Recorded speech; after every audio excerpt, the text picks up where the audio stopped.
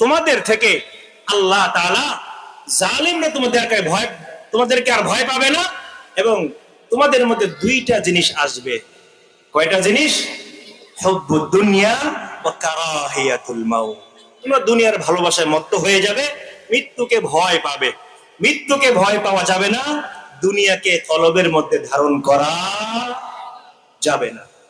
যত কষ্টই হোক না কেন, যত কঠিন পরিস্থিতি হোক না কেন, আল্লাহ নবী তো বলেছেন কিয়ামতের আগে একটা সময় অবশ্যই এমন আসবে, আস-সাবিরু আলা দীনি, আস-সাবিরু আলা দীনি কাল কাবিজ আলাল জামাল।